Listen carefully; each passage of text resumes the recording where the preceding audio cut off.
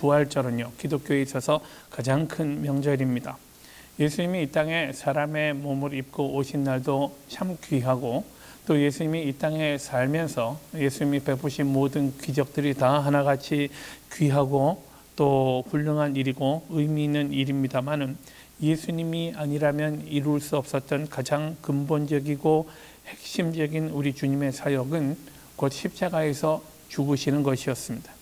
전능하신 하나님의 아들 우리 주님 예수 그리스도께서 당신이 창조하신 인간들의 손에 모욕을 당하시고 고난을 당하시고 죽기까지 당하시는, 결국 십자가에서 죽기까지 하셨던 바로 이 사역이야말로 예수께서 이 세상에 오셔야 했던 이유였습니다. 그리고 성경대로 예수께서는 다시 부활하셔서 사망의 권세를 문제없이 이기신 하나님의 능력을 보여주셨습니다. 이것이 생명의 능력이고요, 하나님의 힘 아니겠습니까? 인간들로서는 일단 죽으면 그만입니다. 한번 죽으면 그 다음에는 이 죽음을 돌이킬 수 없습니다. 지금부터 한 10년쯤 전에요, 제가 이 같은 기침을 계속 하는 거예요. 한 달쯤 계속 했던 것 같아요. 그래서 의사들한테 물어봤더니 사진을 한번 찍어보자고, 그 허파 사진을 한번 찍어보자고 하는 거였어요. 그래서 어느 날 이제 사진 찍기 전에 그 새벽 기도 중에요, 갑자기 굉장히 그 두려운 생각이 드는 거예요. 이렇게 혹시 이게 진단이 나쁘면 어떡하나 하는 마음이 들면서요, 그때 아직 나에게는 아이가 있는데, 아직 우리 애들이 그 공부를 다 마치지 못했는데 내가 없어지면 어떡합니까 하는 간절한 마음으로요. 또 그때 교회로서는 교회 그 교육관을 건물을 구입해야 되는 굉장히 중요한 그런 일이 있었어요. 제가 죽으면 이 일도 다 어떻게 됩니까 하고 대단히 안타깝고 절박한 심정으로 주님 앞에 기도했던 적이 있습니다.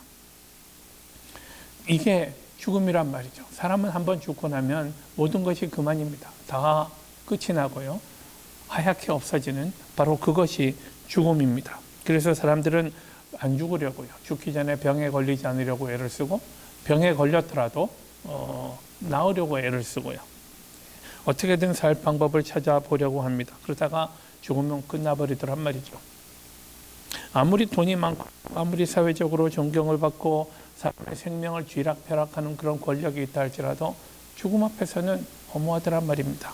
죽음은 누구에게나 똑같이 찾아옵니다. 이 죽음을 되돌릴 능력이 사람에게는 있지 않습니다.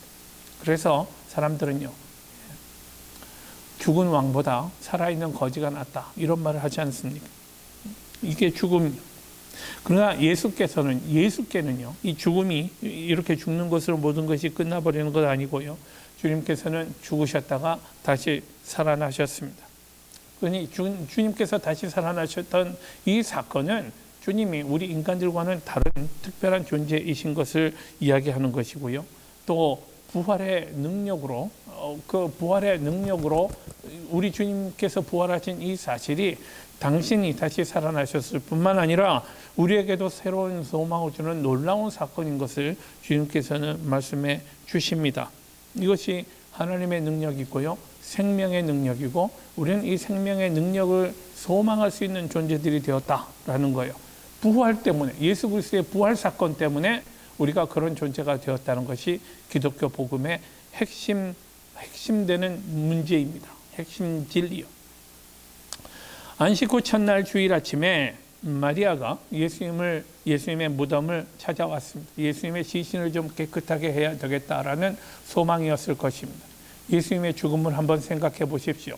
예수님은 금요일 새벽에 잡히셔가지고요, 심한 채찍질로 온몸이 망가졌습니다. 얼굴에는 가시 면류관을 씌워가지고 얼굴이 완전히 피범벅이 되었을 것입니다. 허리에는 창으로 찔러가지고 허리에는 큰 구멍이 있었을 것이고, 그 구멍을 통해서 예수님의 몸 안에서요, 피와 물이 쏟아져 나왔다고 했습니다.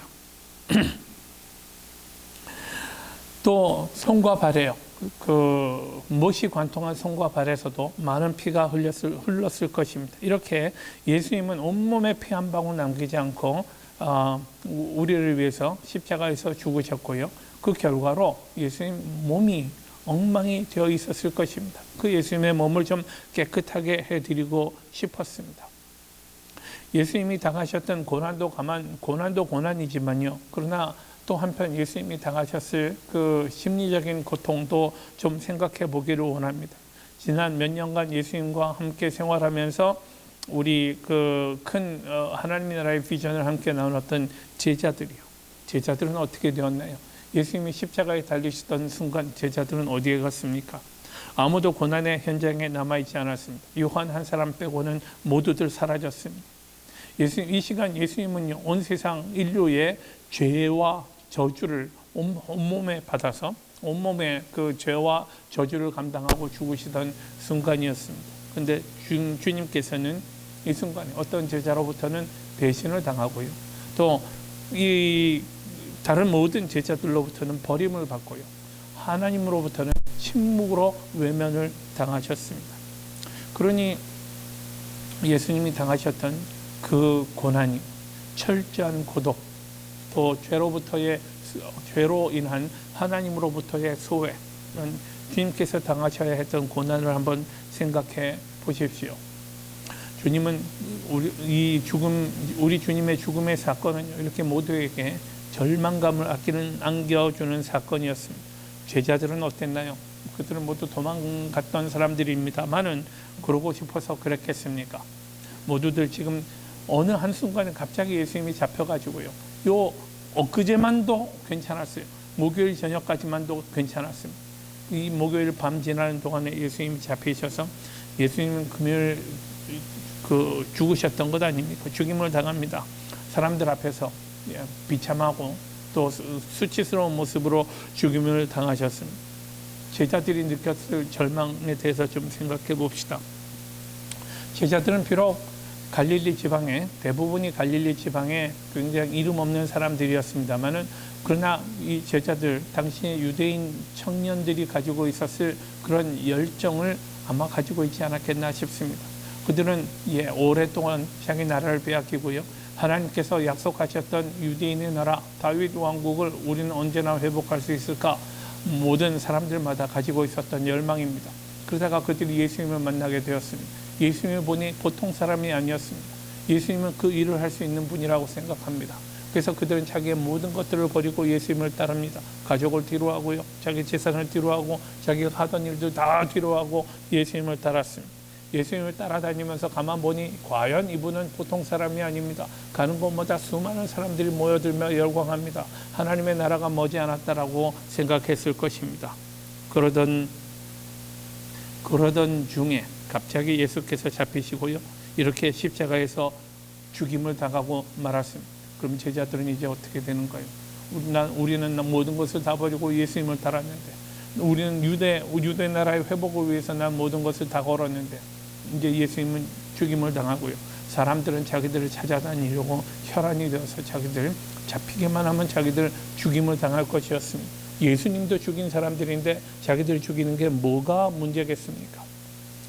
제자들은 이런 공황 상태에 빠져 있을 그때에 마리아가 예수님의 무덤에 오게 되었던 것입니다. 이런 상황을 배경으로 예수께서는 마리아에게 나타나셔서 주시는 부활절의 메시지를 우리가 오늘 함께 듣게 되기를 바랍니다. 아직 캄캄한 때였습니다. 아무것도 보이지 않고요, 그냥 어두름한 빛에 자기가 봐뒀던 예수님 무덤 자리로 마리아는 찾아갑니다. 무덤 가까이 갔더니 뭔가 이상합니다. 무덤을 막아놨던 돌문이 치워져 있었단 말이죠. 그때 번뜩 이 마리아에게 드는 생각이 이 사람들이 예수님의 시신을 채워갔구나 라는 생각이 들었습니다. 사람들이, 아마도 이 유대인 지도자들은요, 사람들이 예수님이 죽은 다음에도 예수님의 무덤을 찾아와서 그를 기념하고 예수님이 하셨던 일에 대해서 생각하고 이야기하는 이것들을 유대인의 지도자들은 아마 원하지 않았을 것입니다. 그래서 이 사람들이 예수님의 시신을 치웠구나 라고 생각했을 것입니다. 예수님의 시신마저 없어진 것이 마리아에게는 감당할 수 없는 큰 슬픔이었습니다. 예수님의 시신만이라도 잘 처리해서 주님 죽으실 때 다 하지 못했던 그런 정성을 한번 보여드리고 싶었습니다. 그런데 무덤의 돌문이 치워지고 주님의 시신이 없어졌습니다. 놀란 마리아가 얼른 뛰어가서 베드로와 요한을 데리고 왔습니다. 베드로와 요한도 무덤에서 예수님의 시신이 없어진 것을 보고 깜짝 놀랍니다. 그리고 그냥 그들은 집으로 돌아갑니다. 마리아는 혼자서 무덤 밖에 서서 울고 있었습니다. 이렇게 울면서 무덤 안을 한번 들여다봅니다. 근데 무덤 안에 두 사람이 있었습니다. 천사라고 성경 말합니다. 천사들이 묻습니다. 여자여, 어찌하여 우는가? 마리아가 대답합니다. 사람들이 예수님을 데려다가 어디 두었는지 모르겠습니다. 마리아는 이 사람들이, 이 인물들이 천사라는 사실은 상상도 하지 못했습니다. 아까 봤을 때 빈 무덤이었는데 지금 갑자기 보지 못했던 사람들이 갑자기 나타난 것이 궁금한 생각이 들었을 법하지만 마리아는 지금 아무 생각이 없습니다. 예수님의 시신이 없어진 것 때문에 다른 생각을 할 겨를이 없습니다. 그가 이 말을 마치고 돌아서자마자 이번에는 동산지기를 만나게 됩니다. 다시 동산지기에게 애원합니다. 주여, 당신이 시신을 옮겼거든 어디 두었는지 내게 말해 주십시오. 제가 가져올게요. 그때 예수께서 그의 이름을 부르십니다. 마리아야. 여러분, 이 순간이 운명의 순간인 줄 믿습니다. 예수께서 우리의 이름을 부르시는 그 순간, 나를 창조하시고 나에게 내 인생에 귀한 목적을 가지고 계시는 주님께서 내 이름을 불러서 나의 어텐션을 깨우시는 그 순간이 얼마나 놀라운 순간입니까? 마리아는 자기 이름을 듣는 순간 자기 앞에 있는 사람이 누구인 줄 알았습니다. 예수님이랍니다. 예수님. 그는 즉시 예수님을 부릅니다. 라보니요 라고 부릅니다. 라보니. 이것은 내 선생님이요, my teacher라고 부르는 의미입니다. 그때 예수께서는 말씀하십니다. 나를 만지지 말아라. 내가 아직 아버지께로 올라가지 못하였노라. 나를 만지지 말아라 라고 예수님은 말씀하십니다. 우리 여기서 몇 가지 좀 생각해 볼 부분들이 있습니다. 우선은 마리아가 예수님을 my teacher라고 불렀던 부분을 좀 주목해 보십시다. 라보니. 이 명칭은 예수님이 죽으시기 전에 마리아가 그분을 부르던 타이틀이었습니다. 예수님 죽으시기 이전, 이 일이 있기 이전부터 마리아는 예수님을 라보니라고 불렀었습니다. 시간을 며칠 전으로 되돌릴 수 있으면 얼마나 좋겠습니까? 모든 상황이 예수님 죽기 이전의 상태로 돌아갈 수 있다면 얼마나 좋았겠습니까? 한 주 전만 해도 온 예루살렘 사람들이요, 열광하면서 예수님을 찬양하고 환영하였습니다. 호산나 하면서요. 우리를 구원해 주십시오. 지금 당장 구원해 주십시오. 유대의 나라, 유대의 왕국을 회복해 주십시오.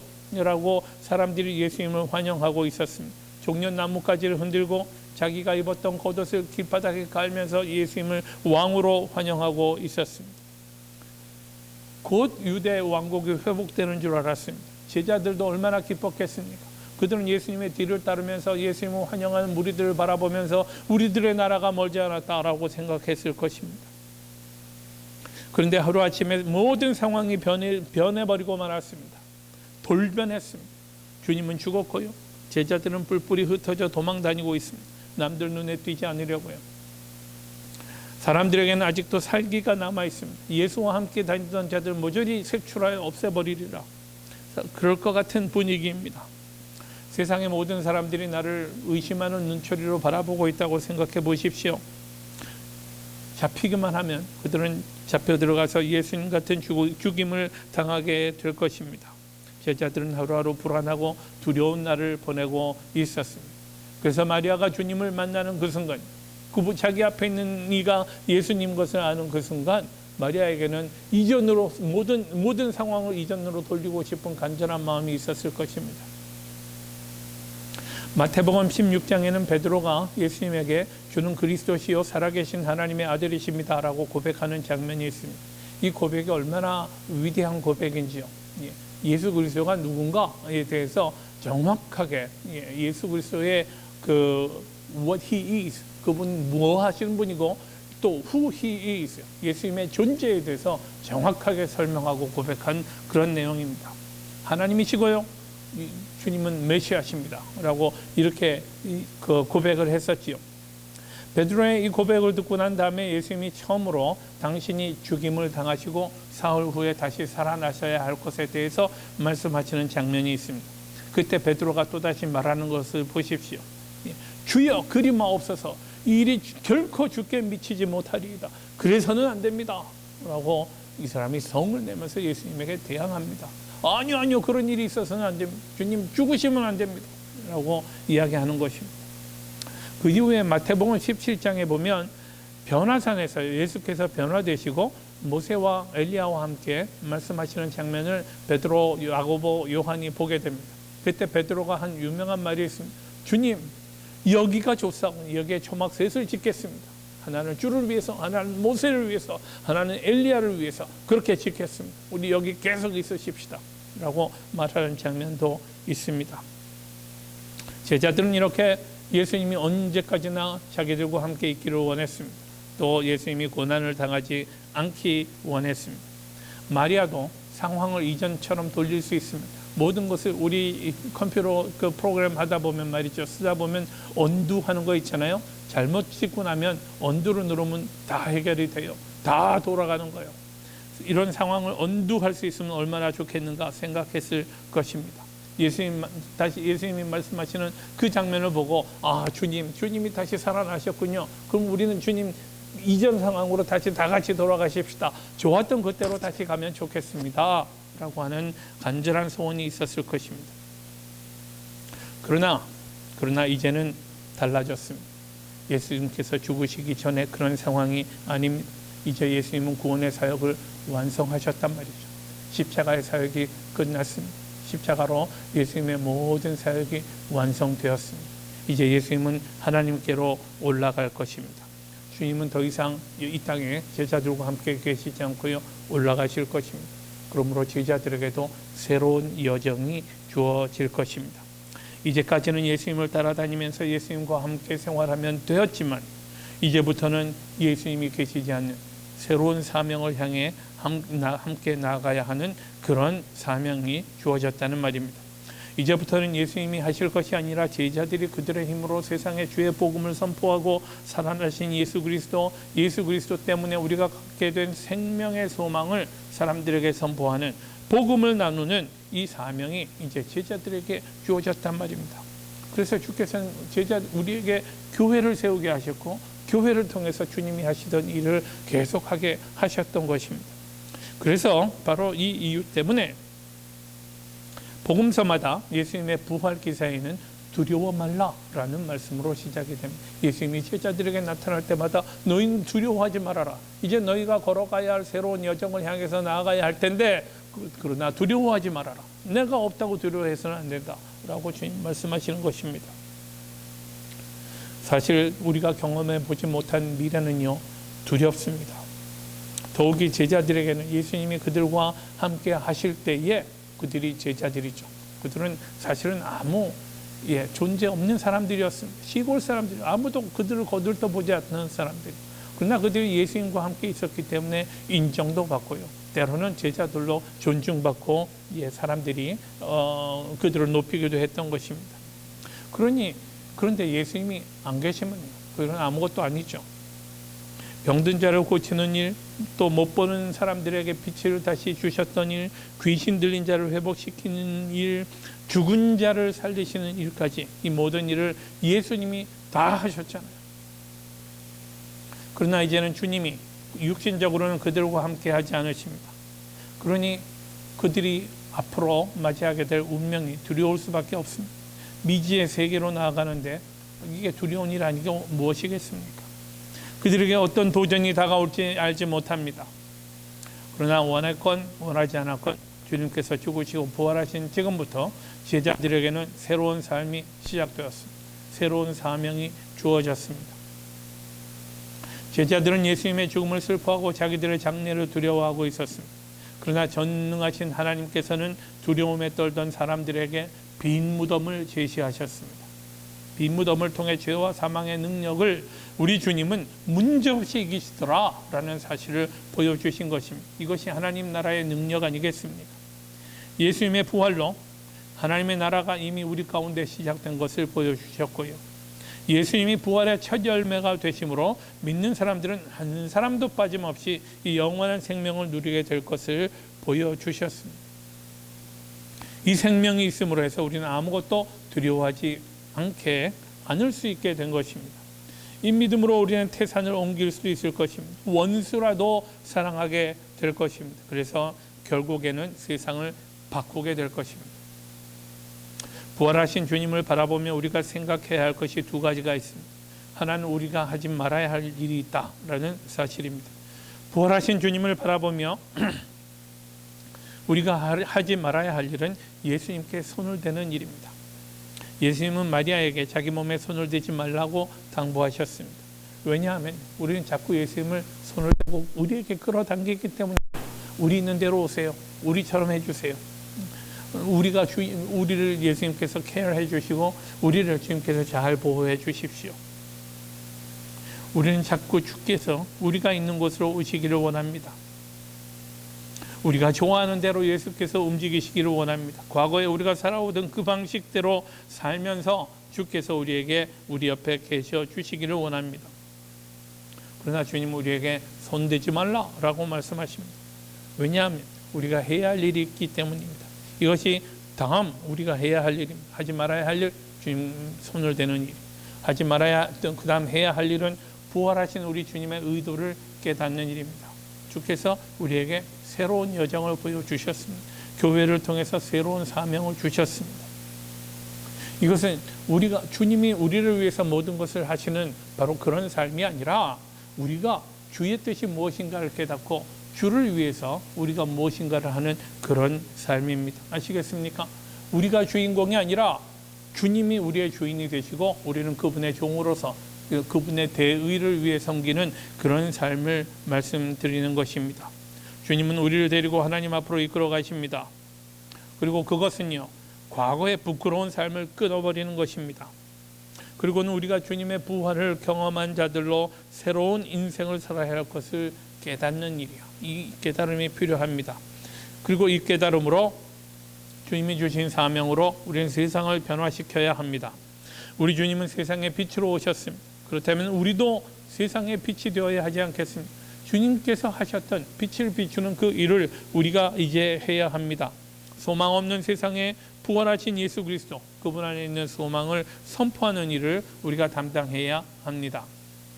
그렇기 때문에 부활하신 주님을 끌어당겨서 우리가 있는 자리로 오시게 할 것이 아니라 우리가 주를 향해 한 걸음씩 한 걸음씩 나아가야 합니다. 주님의 발자국을 따라 주님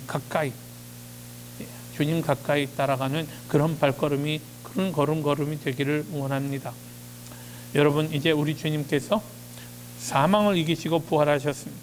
우리 주님께서 부활하셨고 그러므로 해서 우리에게는 새로운 세상과 또 시대를 향한 새로운 사명이 주어진 것을 기억하시기 바랍니다.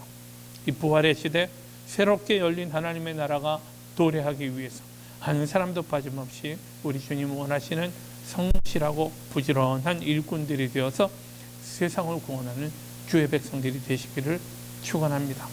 기도하십시다. 고마우신 주님, 우리에게 부활의 복된 소식을 갖게 하시니 감사합니다. 이제 주님께서 예수 그리스도의 부활을 통해서 우리에게 보여주신 이 귀한 복음과 또 하나님 나라를 향한 이런 우리의 소망을 하나님 이 세상에 능력 있고 권세 있게 펼치도록 인도하여 주시기를 원합니다. 우리 주님 신실하게 따르는 종들 되도록 인도하여 주시고 우리로 인해서 세상이 변화되고 하나님의 나라가 이 땅에 세워져가는 놀라운 복을 허락하여 주옵소서. 예수님의 이름으로 기도하옵나이다. 아멘.